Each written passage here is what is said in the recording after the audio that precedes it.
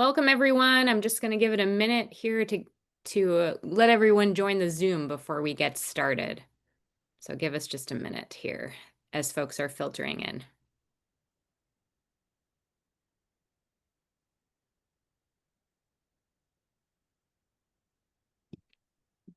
All right.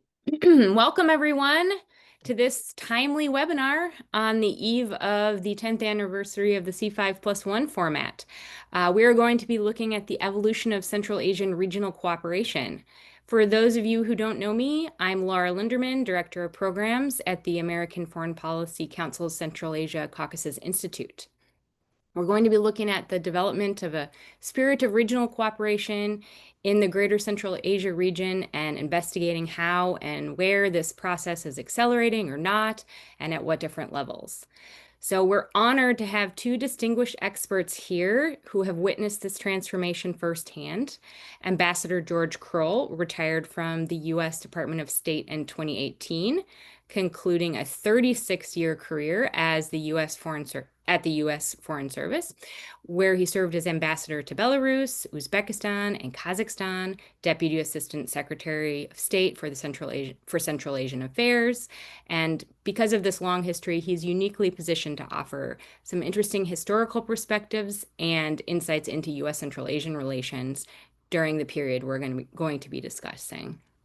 Also, Dr. Svante Cornell, who brings analytical depth to today's discussion. He's the author of several books. His most recent one is After Karabakh, War, Peace, and the Forging of a New Caucasus. And his latest paper forms the foundation for today's discussion. It chronicles how Central Asian states have evolved from Soviet-era fragmentation to what he terms as layers of cooperation, a multi-tiered approach to regionalism that may well serve as a model for other regions. So before I kick us off with questions, just a few questions for our panelists, a few housekeeping notes before we get started. This is being recorded and it will be posted on our YouTube and social medias after the webinar concludes, so you'll be able to watch it there at any time. The audience is welcome to ask questions using the Q&A button on the Zoom webinar. So just go ahead and type in your question there, and we'll, towards the end of the webinar, have time to get questions from the audience via that Q&A function. And finally, if you're interested in our webinars and our analytical articles, we recommend you subscribe to our Substack at Central Asia-Caucasus Institute Substack. So please follow us there, and we're really happy to have you all joining here. So first, let's talk a little bit about some historical context, and I would like to ask the first question to Ambassador Krol. You've observed U.S. Central Asia relations from the very beginning of independence in 1992 through multiple administrations. So maybe you could talk us through a bit of how you've seen this evolve and also the creation of the C5+1 in 2015.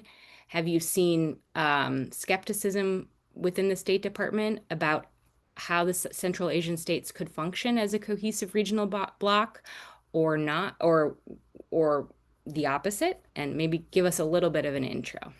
Thanks. Well, thank you very much, Laura, and also Svante. Good to see you again, even virtually. As far as the historical background, when I first encountered Central Asia in the 90s, working in the office of Ambassador Jim Collins, who at the time was the ambassador at large for the what were then called the newly independent states, we would these were the early days of developing a policy towards the Central Asian countries. And I think it's important to recognize that we did kind of separate out the Central Asian countries. They had their own office. I don't know if Laura Kennedy is on this as someone's listening in on this too, because she was one of the first directors of the Office of Central Asia. It used to be Central Asian Caucasus Affairs, but then Central Asia. It was really viewed as, and often called colloquially, the stands within the State Department, kind of the exotic area, because most of the attention was on Russia, Ukraine, the European parts of the former Soviet Union, and somewhat the Caucasus. Central Asia was kind of separate and apart. But I'd say from the very beginning, there was a thought that, since these were new republics without much capacity for, governing themselves and with new institutions that they would need to build, like defense ministries and the like, the United States, I think from the beginning, was looking at ways to foster a regional outlook among the Central Asians. Even the matter of not sort of severing all the ties that bound them within the Soviet Union, like the electricity grid, the water sharing systems, the transportation networks, and the like, and also the trade that they could do among themselves. And from the very beginning, there were efforts like setting up a trade and investment framework agreement called TIFA under the U.S. Trade Representative for the region. Usually, this was something that was done for individual countries, but it was done for the Central Asian region to try to foster ways that they could sort of break down the barriers that they had immediately created of their customs and borders, their trade policies, how to harmonize them, and things of this nature. So, from that economic and transit standpoint, the U.S. was trying to push that. The Defense Department also was encouraging sort of joint development of the Central Asian militaries. There was an effort to create what was called a CENTBAT, a Central Asian Battalion, that would be an example, a model, in order, in a way, also to make them less so totally dependent upon the Russian Federation, at the time, and this was even in the 90s, and in order to ensure that they wouldn't sort of just break apart and be warring and battling with each other.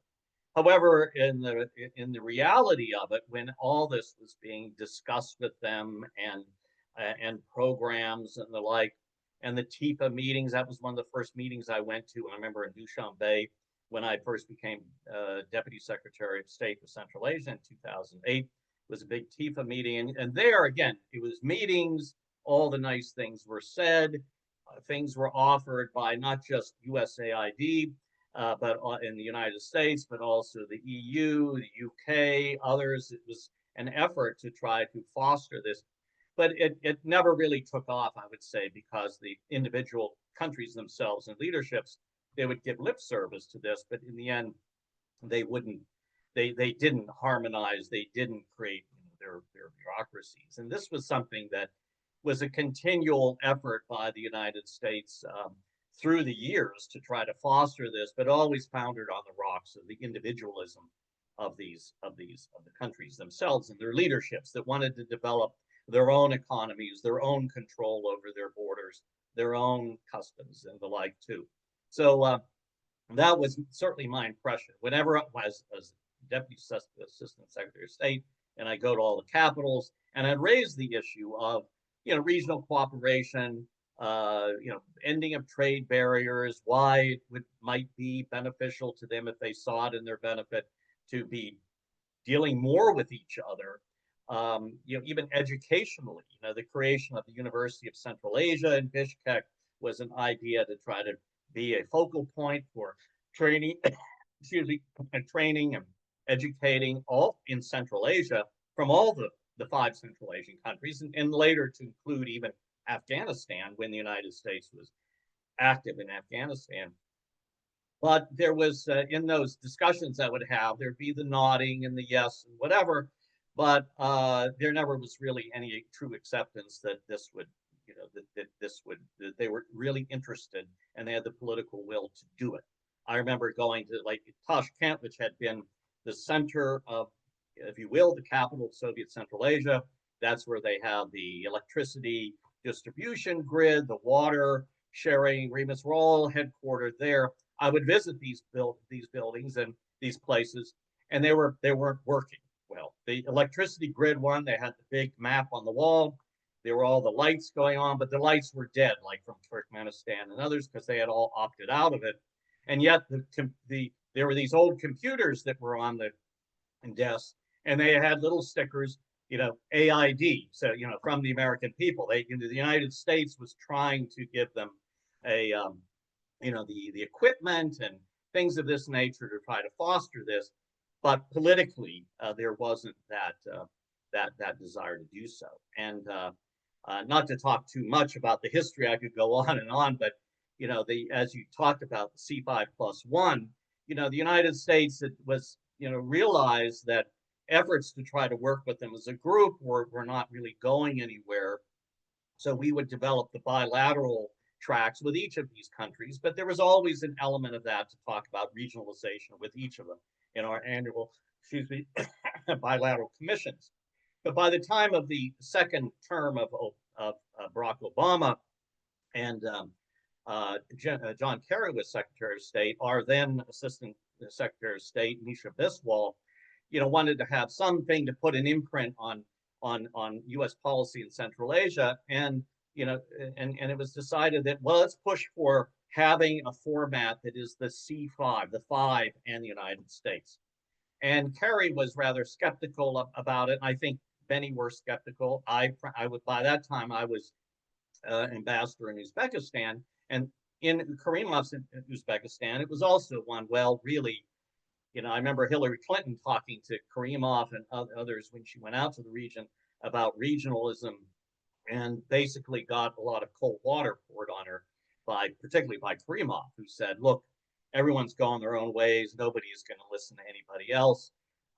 So, if you want a leader of Central Asia, go and ask Nazarbayev because he likes that, and actually it was the Kazakhstanis in many respects that were pushing for the U.S. to look at it as a group in the C5 network. I think it was former Foreign Minister Idrisov that was pushing this very much, and I think there was a lot of skepticism about it. But Nisha Biswal and in our bureau took this on, and she did a heroic job convincing John Kerry, to actually go to Central Asia and inaugurate this C5+1 format, which he did in Samarkand, of all places, Uzbekistan, where Karimov, met him, and it kind of brought the Uzbeks into the picture that they would actually host this event. And AID, the U.S. government, tried to cobble together, some programs that they could say, okay, the C5 format will look at regional issues and try to do something concrete with a program that involves all five of them.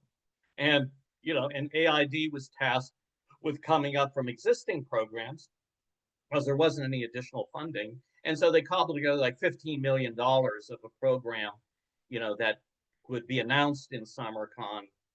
And that would mean, and that would then be the kernel for having work done on, and at the time, again, we were in Afghanistan, and the whole idea of having interconnectivity among the Central Asians to include Afghanistan, but also dealing with, water, environment, electricity. It was all part of a bigger framework to bringing Central Asia in connection with South Asia, particularly Afghanistan, through pipelines, CASA 1000, TAPI, and the like as well. And that's so these existing programs are kind of brought into a C5+1 framework, which and they had the meeting, and I remember Kerry came up to Astana because by that time I was ambassador in Kazakhstan. And again, it's the proof is in the pudding. You can bring them together and have these meetings, but then is there going to be any real substance to them? And that's what we're trying to do in with these programs. And I think when AID had a regional office in Almaty, and they had a variety of programs that they funded to bring the Central Asians together on issues of electricity sharing, transit, these sorts of issues that also worked into the Asian and the Afghan equation. But I have to say that even among our embassies, there was a lot of skepticism that even they would work together. I remember it was difficult to get our embassies talking with each other about regional issues, believe it or not, within the U.S. sort of entity. And I know the EU was also, we tried to engage them, including also the Russians and the Chinese at the time, for fostering this kind of intra-Central Asian connection. So that's kind of my, take on my experience with that. By the time I left Kazakhstan, There was, however, the major issue that Svante puts out in his paper too was, excuse me, I got a bit of a cold too, but the was when Karimov passed from the scene, and although he was opening up to this, as Svante noted, it was when Mirziyoyev came into power into Uzbekistan and wanted to ease relations with all neighbors alike, and made the suggestion, whether it's the Kazakhs made the suggestion to Mirziyoyev or Mirziyoyev made the suggestion to the Kazakhs of hosting this big first summit of all just the Central Asian leaders in Astana, which I attended as the U.S. ambassador. They had a diplomatic, we were invited to the big dinner. And that was something that I think was truly important, even if symbolically, of having them all together for the first time without, any other major power there except in the diplomatic sense of the ambassadors there. And then to have the subsequent, the summits where they have increasingly talked a lot about coordination, cooperation, even institutionalization. But as we've seen, we have to see what the proof of the pudding is. And a lot of these agreements aren't even known what they actually say yet, but they sound good. But I think that if that trend is in that direction, which we can see, and as we see in the results in the Fergana Valley that was mentioned, we'll talk about, and between the states of Kyrgyzstan and Tajikistan, excuse me, that is something that we are seeing that is real, is this greater work among the Central Asians, either bilaterally, trilaterally, and also what I saw too, and I'll just mention this in closing this first segment, is the Uzbek-Kazakh sort of connection, which through on security issues, intelligence issues. I don't know how far that has gone since I've been out of the area since 2018, but I know that they have been opening their borders, opening their trade, and that is something that was not done when I was in Uzbekistan. It was only starting when I was in Kazakhstan, where even, to go in Tashkent to Samarkand, you could go more quickly through a piece of Kazakhstan, but that was always closed. That is open, and the like. So that I think shows that there has been a trend towards, certainly between those two major countries. It's questionable about how much it's affecting the others. I'll stop there. Wonderful. Thank you so much, Ambassador. So you touched on a lot of topics that we're going to be further discussing.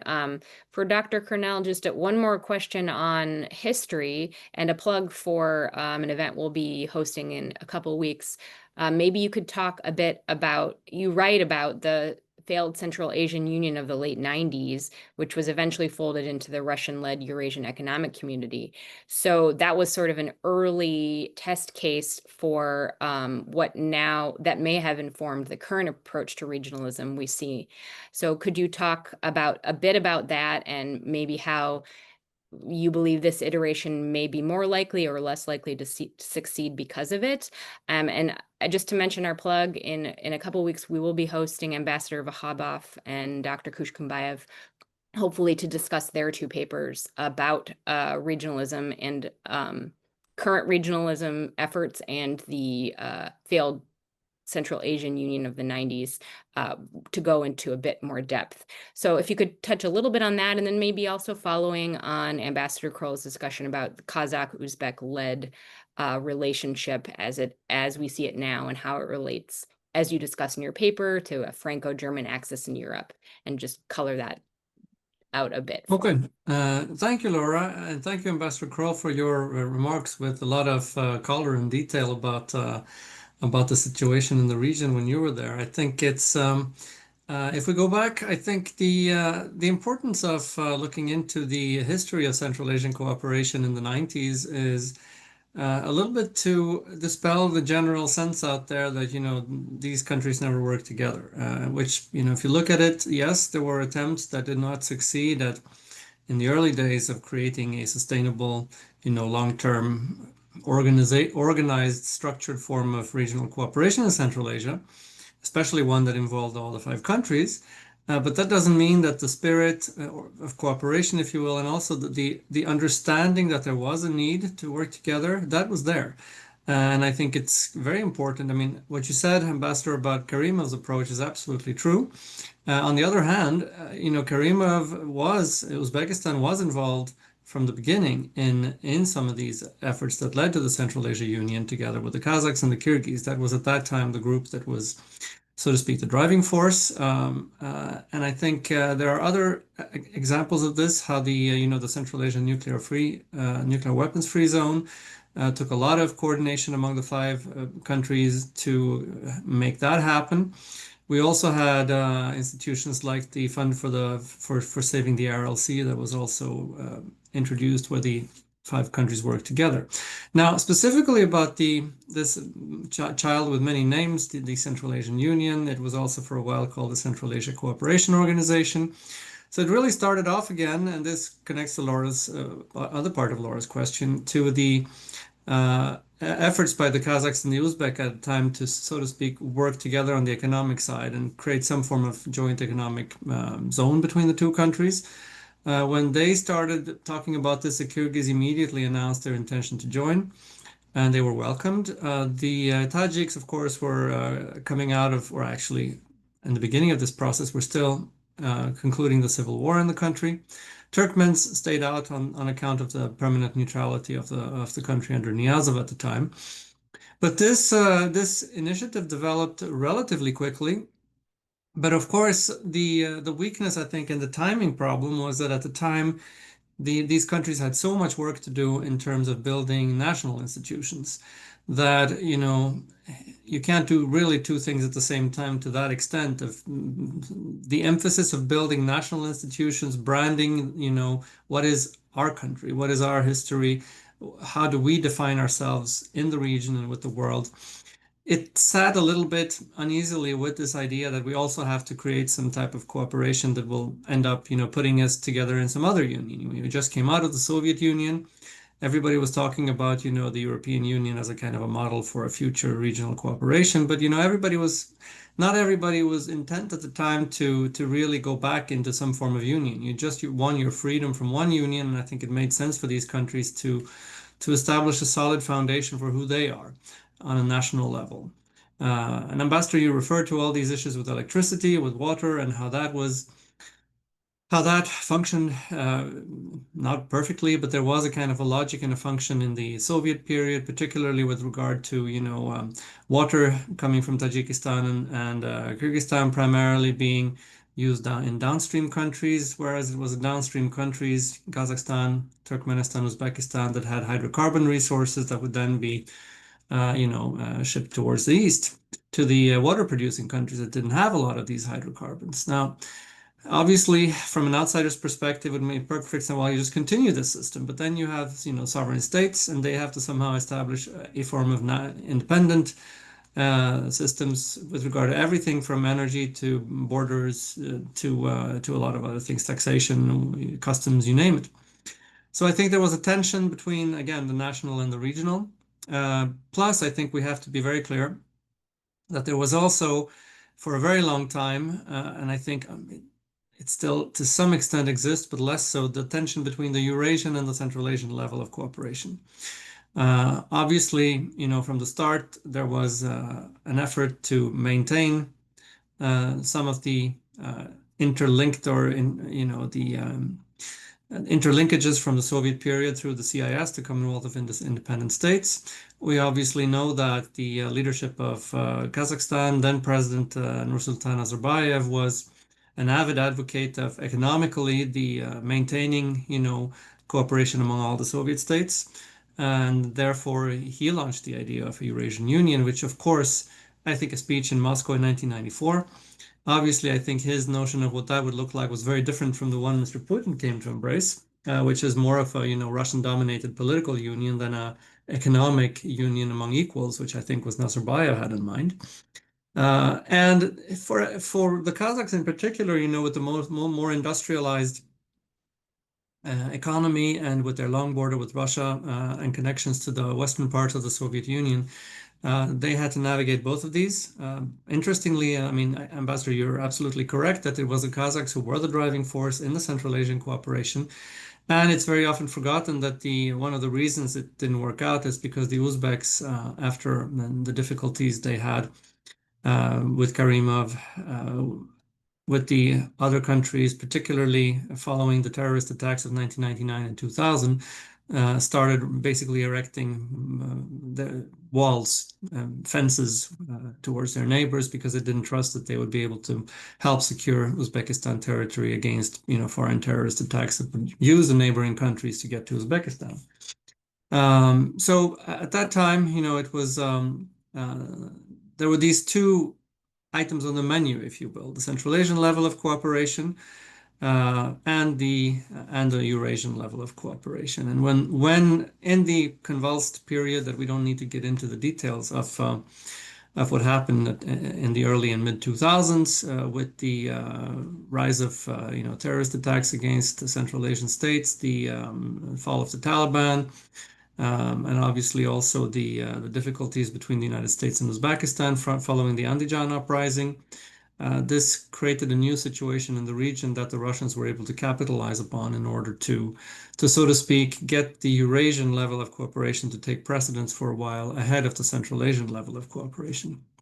I think that's primarily my main response. But I think this connects to the other part of Laura's question in terms of the Kazakh-Uzbek relationship. And in the paper, I mentioned to some extent, the similarities to the Franco-German axis in Europe, because it's clear that the size differential between the Central Asian states is very obvious. You have two larger countries territorially, but especially in terms of population and economic power, they're quite complementary also. With Kazakhstan obviously being the economic power of Central Asia, they've also been the one that have over the longer period of time branded themselves internationally, built an international standing, relations with major great powers, active roles in international organizations, and so on. And Uzbekistan having the larger population in the region, and obviously the location in the center of Central Asia, bordering every other country of the region. So when these two countries have not been in agreement, it's been very difficult to achieve some form of regional level Central Asian cooperation. When they have been on the same page, I think things have progressed very quickly, and that's where we've been for the past several years. And interestingly, this started in the actually last few years of Karimov. Obviously, it took off when Mr. Mirziyoyev came to power because he fully embraced this idea of a regional cooperation and regionalism in Central Asia. But even towards the end of Karimov's tenure, he had accepted, that he needed to rebuild, re-strengthen this relationship with Kazakhstan. I think understood some of the successes that Kazakhstan had achieved and that they needed to work together, especially in this more difficult international environment after the first Russian invasion of Ukraine. I think that definitely has been, a line ever since. That there is a sense among Central Asians that we have to work together to maintain our sovereignty in the situation we're in. And I think we also have to be very aware that although these countries are so much larger and more powerful than their smaller neighbors, they have been very, very cautious to ensure that the smaller countries of Central Asia are listened to, are viewed as equals, and that the larger two countries are not just trying to impose their will in terms of how the Central Asian cooperation should look. They've been, I think, differential to some extent, including, I think, the amount of work they have put in to make Turkmenistan an active participant. This is something we have to acknowledge. I'll stop there for now, and we'll continue the conversation. Great. So you mentioned the Uzbek Kazakh role, which kind of leads us nicely into a discussion of the Fergana Valley breakthrough. So, Dr. Cornell, just if you could maybe mention what roles the Kazakh and Uzbek likely played behind the scenes in resolving the Kyrgyz-Tajik border dispute. And for Ambassador Krol, the March 2025 Hujan Declaration resolving the Fergana Valley border disputes was really quite remarkable. And I'm curious to hear, maybe you could give us a bit of color during your tenure. What was the thinking at the time around this dispute being intractable? or was there any role that the U.S. played or not? So if you could both just touch a bit on Fergana Valley and that how that serves as a backdrop to what we're seeing now for regional cooperation. I don't know who wants to go first, maybe. Should I just, I can Yeah, quickly go ahead. answer the first part of your question. I think we don't know the extent of Kazakh and Uzbek involvement. I think they have, I think it's testimony to their, especially exactly what I talked about, their attitude towards the rest of the region that they have wanted to maintain in the background. And I think we should, even if I actually really don't know exactly the extent of their involvement, but I think they would rather prefer that it remain largely unknown. But I think it's clear that we can go back a number of years back in time when Kyrgyzstan had its 2010, upheaval.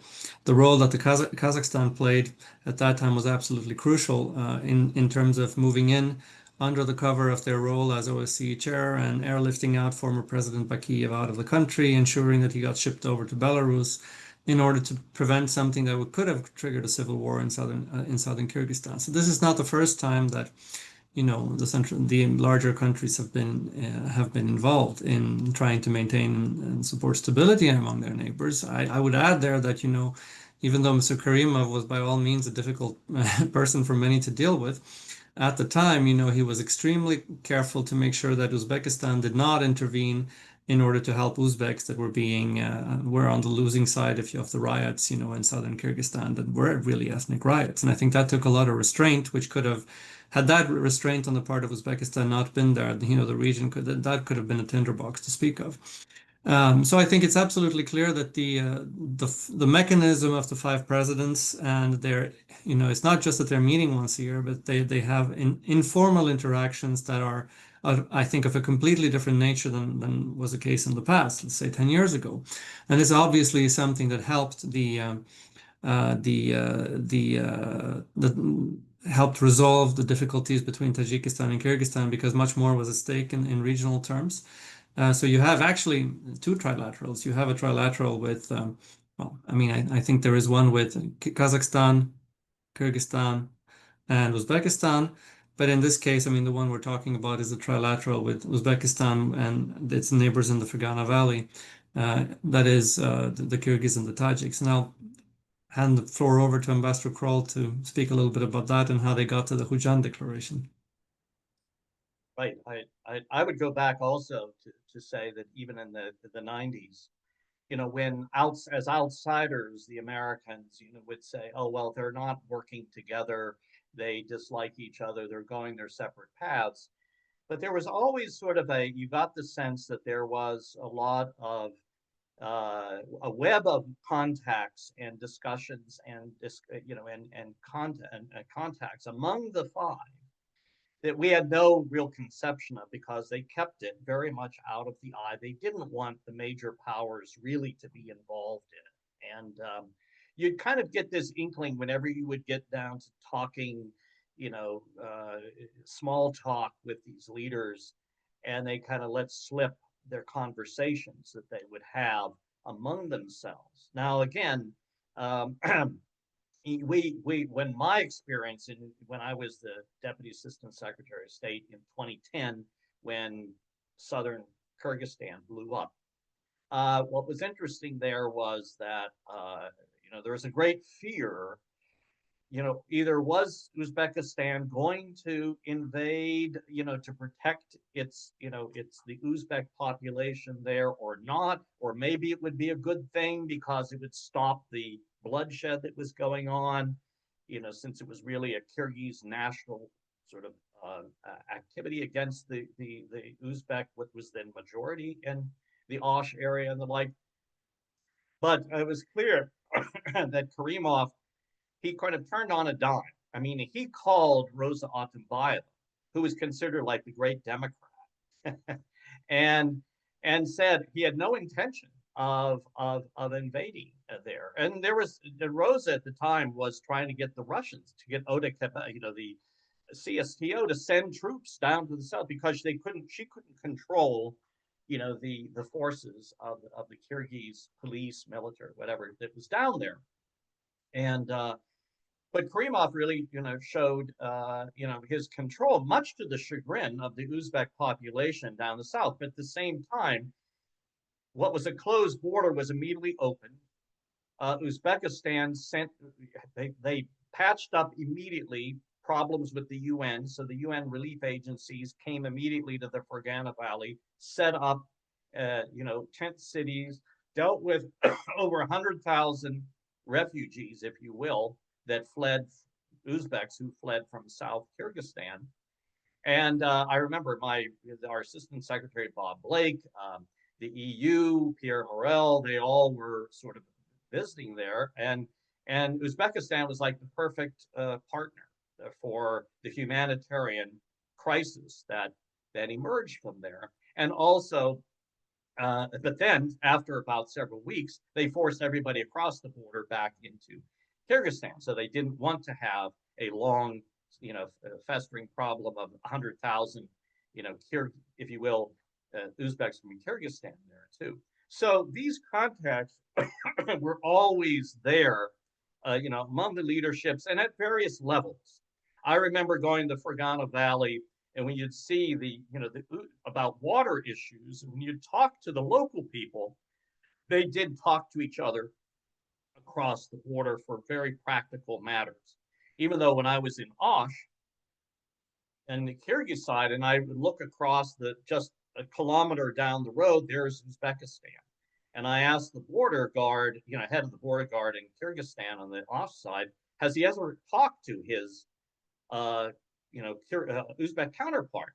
He said, well, there's a phone here. I don't know if it works or not. I've never called him. He's never called me. But you got the sense that somehow they could resolve matters, excuse me, on a local basis, which they could do. But as far as going up the chain to the leaders, that was another issue. So the matter of the Kujan Declaration like as well, I long suspected that the Uzbeks, I believe, have had a policy of trying to exert their influence in their immediate neighborhood with Kyrgyzstan, also with Tajikistan, and kind of very much behind the scenes. Not it's a lot of it is space saving for everybody. To try to push for these things. And what are all the elements of the deal? We may not really know, but I think that it's a part and parcel of a growing, not just something that happened out of the blue, but the contacts that they've already had that have been accelerated. I suspect a lot of it initiated by Uzbek diplomacy at the time, at the current time, with its effort to push and pull, bring together, and the like as well. I don't know to the extent that the Kazakhs were involved in this particular matter, but I think when you see just few days ago, there was this meeting in Alwaza in Turkmenistan. Azerbaijan President Aliyev, Berdy Mukhomedov, the father, and Mirziyoyev were there. One wonders, is this something that was a push from the Uzbeks to bring in the Turkmen and the Azeris, or is it something that was really a triumvirate of the three agreeing to come together and talking about cooperation and things of that?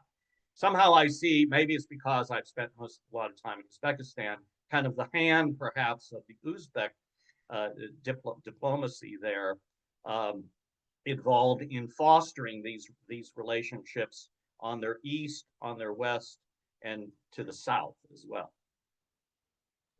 Yeah, thanks very much. And thank you, Ambassador, for bringing up Turkmenistan. So that leads me to a pair of questions. Ambassador Richard Hoagland asks, is specifically about Turkmenistan, is Putin invasion of Ukraine changing how Central Asian nations are looking at the need to work more closely together, and to what degree is Turkmenistan willing to join this effort? And then correspondingly, Dr. Cornell, your paper emphasizes, and I think it's interesting to talk about, current geopolitical turbulence as a factor for accelerating Central Asian resolve to take charge of their region together. So that leads into Ambassador Hoagland's question as well. the war in Ukraine, but also what about sanctions, U.S. pressure on sanctions as well? So could you talk a bit about what that does to Central Asian regional identity and what's happening with Turkmenistan? I don't know who wants to take it first. Looks like Svante's ready. Oh, sure. I mean, I think there are two parts of that. The Turkmenistan part, I think we can say that gradually there is a normalization of Turkmenistan's, which has really been, in many ways, remains an outlier in the region. That started with its international relations. It's been a lot less, isolationist than it was in the past. It remains committed to its neutrality, but it is defining this in a different way than it was in the past. Um, Now, in terms of the relationship with the geopolitical situation, if you will, I think it's also important to remember that I think one of the big impetus for this new, urge of regional cooperation was partly geopolitical, it was partly economic, and these were interrelated. And then we have to go back to 2014-15, where, the first Russian invasion of Ukraine took place, where you had also a large financial blows that these countries took from the rapid decline in the oil price, as well as from devaluations of currency that occurred as well. This was very clear in Kazakhstan. It was also in Azerbaijan, and I think this is something that triggered a need for reform in these countries. Our institute has published widely on the reforms that have happened, in Kazakhstan and Uzbekistan, and a little bit about it in Azerbaijan as well. But it was all the same logic, which is, the economic situation has changed. We can't just go on with how we did in the past, live off, oil revenues for the countries that had an oil revenue base to their economy. Meanwhile, we see a different level of geopolitical threat, mainly as a result of the uncertainties about Russia. But, it was not just the Russians. You see the Chinese acting more unilaterally and, being a little bit more assertive, and in some places a lot more assertive. And other countries were, doing similar things, the Turks in parts of the Middle East, obviously the Iranians. So there was a sense that, the world is less secure. It's not as much of a rules-based order. So we have to do two things. The first is we have to begin to get our act in order, our house in order in terms of reforming state institutions to be more responsive, less corrupt, less dysfunctional.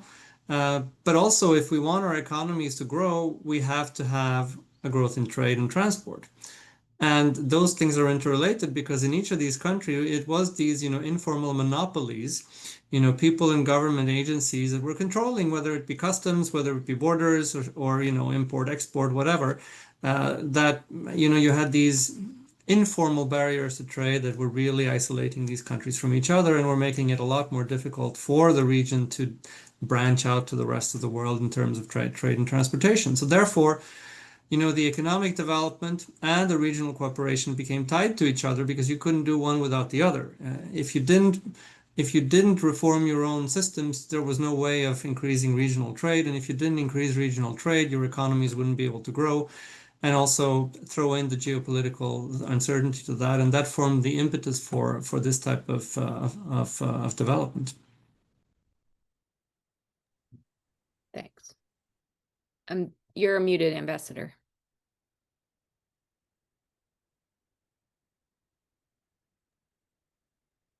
I would point out that one thing about each of these regimes, governments of the five, so like any government, they are interested particularly in controlling their country, their economy, their territory, because these are five states that are really under the control of a family or a single person, and they very much want to maintain that control. That said, they have been very, very adept in their diplomacy, in their relationships among themselves, but also you can't. They know you cannot change your geography, you cannot change your neighbors. And as Svante noted, you've got China, you've got Russia, you've got Iran, you've got Turkey, you've got Afghanistan. All of these neighbors can be seen as threats, they're more powerful. Even if you take Central Asia as a whole, you're only talking about what, 60 million people all total, but a large part of territory that cannot be defended from any of their bigger neighbors, even if they were to combine together, which, I don't see that happening yet as far as having their own sort of system of mutual defense and things of this nature as well. But they have been extremely adept. And I'm in awe of their diplomacy, of how when the elephants are fighting, how they manage to not be trampled by all of them and have a very, very nuanced policy of not offending their neighbors, but seeking what their interests would be. And this even goes within Central Asia itself, because if you put yourself in Turkmenistan or Kyrgyzstan or Tajikistan, you're dealing with a big neighbor also, Uzbekistan, or if you're the Kyrgyz, Kazakhstan. And if you talk to them or listen to them, they have their own feelings and sense of not wanting to be dominated and domineered by the big countries in their own region. So they play a very, very, careful game of how their relationships are with those two big neighbors that they have, that kind of feel that they are looked down upon by them as being, less developed, smaller, etc. And I think Turkmenistan has been, particularly careful of its relationship even with Azerbaijan across the Caspian, of feeling threatened, but also how do you survive, maintain your territory, your control, and don't surrender that, but still play with all of your neighbors in the neighborhood in a way that isn't going to, isn't going to impinge on your ability to control your immediate country. And with Tajikistan, you also have the China factor. China plays a big role there, and so I think that's something that's worth considering, as what are the limits of regional cooperation, that these states put first and foremost the maintenance of their own sovereignty and control of their own territory. That how much would they be willing to give up to kind of a supernatural, a national, entity, which still has not existed. I'd also go into, I think, the question too of, their identity as Central Asia as a group, because I look at the education systems in each of these countries, and to what extent do they even know about each other, visit each other? And it was always, in the Soviet times, it was easy to, you could pay 7 rubles and get a flight to Istanbul from Tashkent, and and enjoy yourself there. I think bus routes now have started to bring people from Uzbekistan to Istanbul and the like, but still, there isn't a lot of mixing of the populations. I think there are more Tajiks that will visit Samarkand, these cities and the like as well. And educationally, I don't know of any institution in Central Asia yet that brings Central Asian young people to be educated in a Central Asian environment. When I talk to students and I'd ask them, Kazakhs, when have you ever have you met an Uzbek or a Kyrgyz? And I said, the only place I've met them is in the United States when I was on an exchange program. And I was at a university and there was a Kyrgyz and an Uzbek, and the Americans all thought we were Russians, and so we're from the stands. And so we got this sense of solidarity because we'd make our plov and have our, and that's how they got a sense of a Central Asian identity, was being in another country, rather than when they're in these countries, in their own countries, of having the interest to go and visit and study, or, and connect with their neighbors. And that is something that I don't know, there are matters where culturally, there's the, pop singer, Yildiz Usmanova, I believe, who has now can sing in Kazakhstan, the like too. But how much there's a cultural bringing together of and an understanding of the histories and the combined and complexities of their joint history remains to be done. It remains to be seen. But I think that, maybe in Uzbekistan, they're trying to do this with their education institutions perhaps to attract students from, and also Kazakhstan from the other Central Asian states, to come and study and learn and have technical expertise within Central Asia than having to go abroad. Great. So thanks, Ambassador, for touching on some of the limits and questions around uh, identity politics, et cetera, and the limits of institutionalizing Greater Central Asia from an identity and national perspective. So I want to touch on that and take a question to go a bit further into that and take a question also from the audience. So Dr. Cornell writes that there's a limit to the momentum that can be achieved by pronouncements at the presidential level as far as institutional challenges. So what would successful institutionalization look like going forward concretely? How could we look to see something resembling ASEAN, for example? And how might the U.S. policy for ambassador adapt or uh, help regional institutions mature, or are there risks that stronger Central Asian institutions might limit U.S. influence?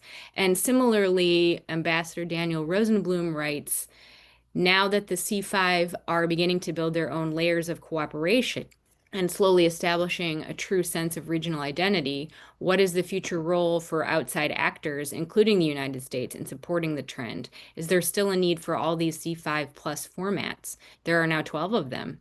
Arguably, this has gotten out of control and is more of a distraction for the Central Asians when they should be focusing their energy and time on their own regional integration. So a bit of great power politics in that one as well. So I don't know who wants to maybe start with Svante. Oh, sure. I mean, I think let me pick up on Ambassador Rosenblum's question. I would tend to disagree. I think if you see from the Central Asian perspective, the C5 plus formats are an integral part of what they're trying to build. And the reason is, I mean, I understand, I sometimes feel the same with so many, 12 C5 plus formats with, Italy, Korea, or whatever, Japan, all of these powers, it might look like a distraction. And when do they have time to work? They're always off, on some kind of C5 plus meeting. On the other hand, what I've come to think is that they see this as absolutely integral. I think first because this is what helped them develop their C5 regionalism, because they were meeting together, but there were always foreigners involved. But still, that helped to build. They had to compare notes before meetings, after meetings, and that's kind of, I think, was a catalyst for the form of regional coordination that did not involve outsiders. That's number one. The other part is, I think they view this as related to Central Asia's international position. So for Central Asia to be a functioning cooperative entity, if you will, you have an internal and an external aspect of that. The internal aspect is, yes, they have to focus on, their own, how do they structure their cooperation in the region, but they also have to be accepted by outsiders as an entity. And that's what these C5 plus mechanisms do. And that's why you notice that the Chinese and the Russians, I think reluctantly, but they have also been roped into this, but they were latecomers. They prefer dealing with these countries individually rather than as a group. But because everybody else is dealing with them as a group, now the Chinese and the Russians increasingly have been roped into that format too. Now, does that solve every problem? No. But it changes a bit of the dynamic for the Central Asians in how they act in terms of outsiders.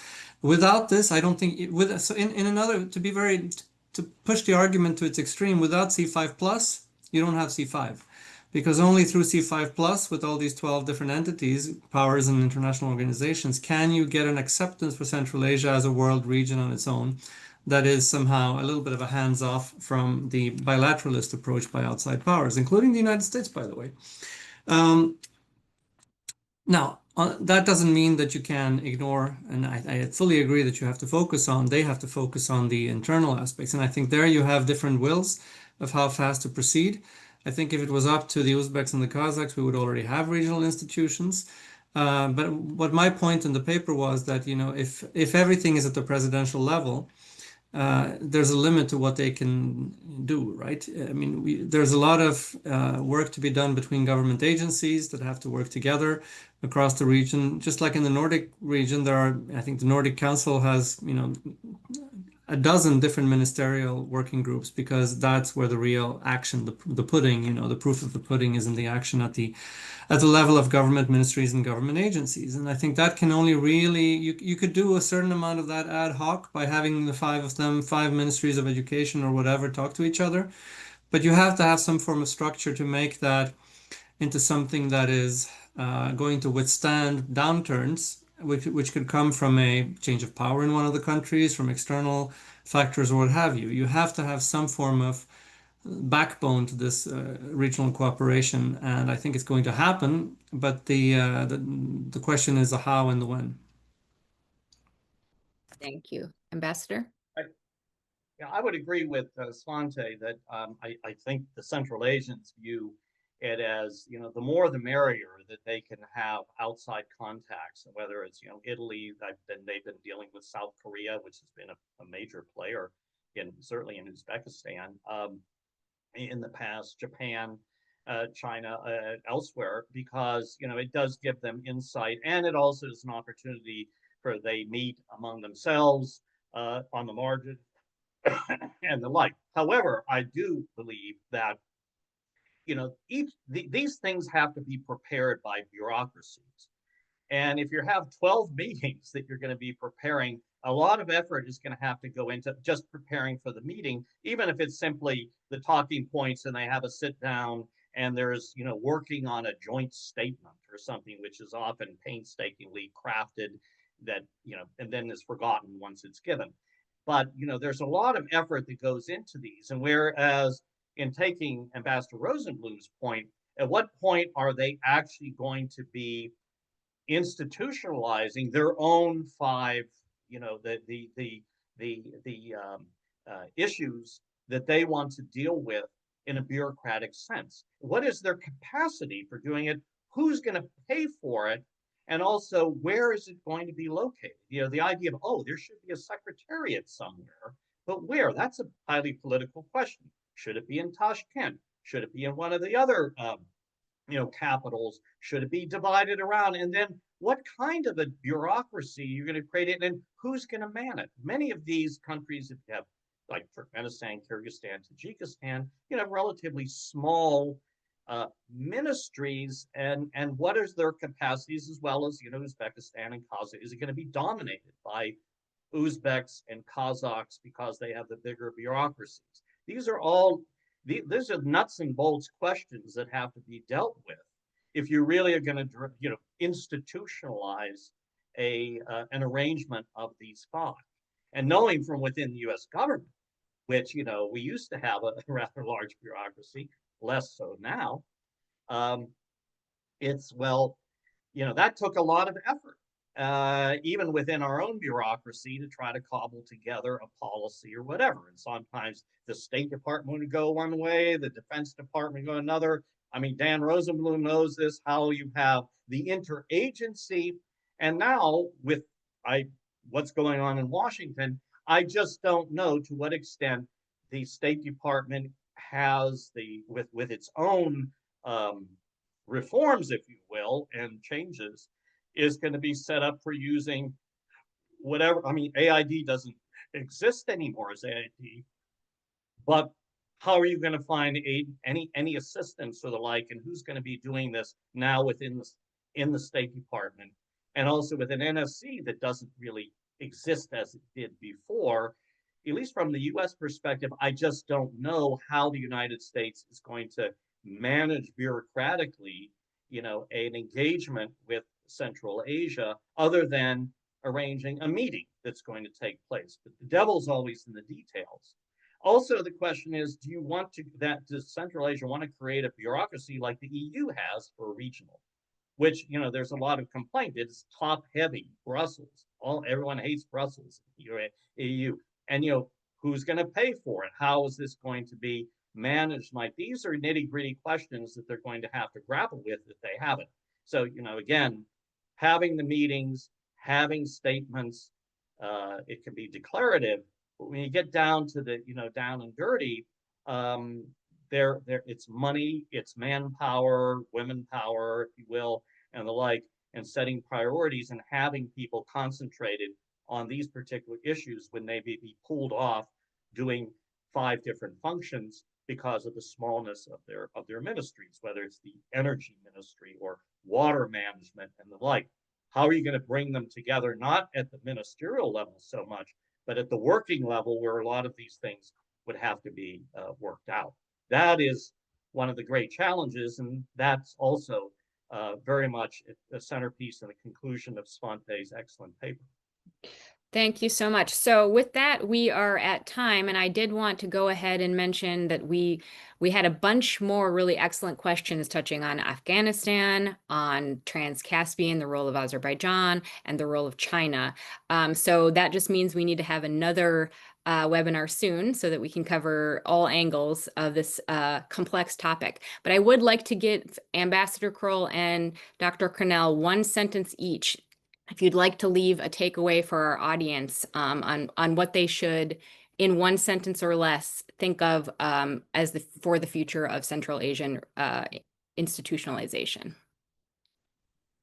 Oh, if I should start, I think the one matter which maybe we didn't cover fully was in some of the questions about the approach for the United States. And I think it is true that for the United States, just like for other large powers, it's very comfortable to deal with countries in a bilateral way. And you have an advantage when you're dealing with them in a bilateral way. That might be your short-term interest, and we saw this in the past when we were, playing favorites to some extent, which country was responding to our demands for reform and in the, democracy, human rights, and other issues. But in the longer term, I think it's not in our interest as the United States to see a disintegrated Central Asia, if you will. Having the Central Asians work together and develop, solidarity with each other means that sometimes, just like they're gonna say no to the Chinese or the Russians, they might say no to us as well. But in the long term, I think it's in their interest and it's also in our interest to have this more stable, more organized Central Asia, even though we might not, in individual situations, make it harder for us to get exactly the little things we want. Thank you, Ambassador.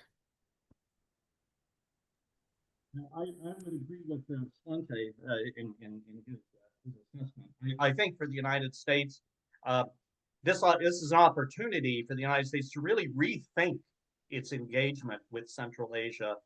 And I understand there's maybe that the Central Asian countries may be pulled out of the South Asia Bureau. Where may they go? I just don't know. But I think it's a matter of for the United States to take a reassessment of its relationship with these countries, both individually but as a region.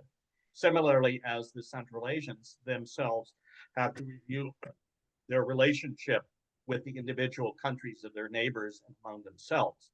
And it's a long process and often a bureaucratic process, a political process. But I think the trends that we're seeing, at least within Central Asia, as Svante has pointed out in this paper, are moving in that direction.